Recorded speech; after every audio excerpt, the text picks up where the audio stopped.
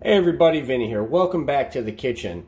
If you can't tell already, today we are making a beef brisket on the Pit Boss or on the smoker. So while you're doing this part, you should have that getting up to 225 degrees. Now the first step in making a brisket is we got to start cleaning as much of this fat off as we can. Pretty much most of it has to come off, because you don't want this much fat on a brisket. It doesn't taste right. It just affects how the meat will taste. Now this big guy is about 20 to 25 pounds, and luckily I didn't have to pay for it, so that's a big victory for me, because these get pricey. So yeah, let me clean this up and keep going. Alright, as you can see, I got a huge amount of the fat removed from the brisket. My knife skills are atrocious, but I can cook. That's what matters. Alright, so let's flip this bad boy over. You know what? Why flip it over? We gotta dry rub it with my secret squirrel stuff. Dry rub. I'm just kidding. It's 2 tablespoons each of garlic powder, salt, pepper, paprika, chili powder, and 1 tablespoon of brown sugar. Okay, so we're just gonna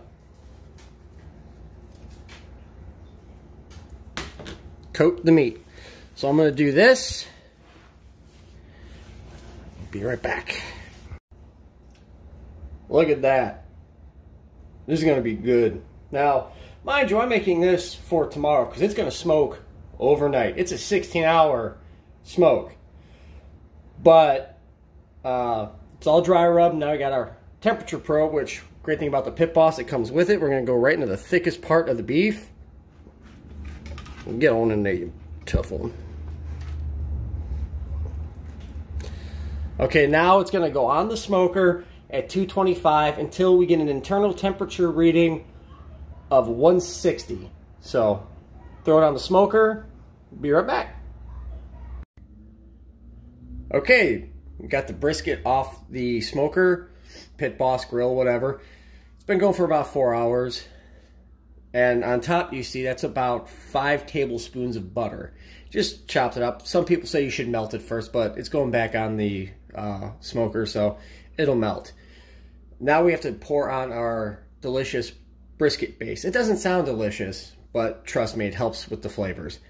In my measuring cup, I have a 1/4 cup of apple cider vinegar, a 1/4 cup of beef broth, and 1 cup of beer. And the best part is, you can drink the rest of the beer. So we're just gonna, right on top, just like this. Okay.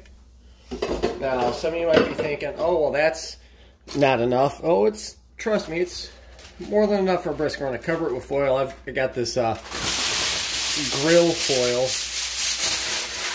which is, honestly, you don't need to use this for doing what I'm doing. Oh. Actually, flip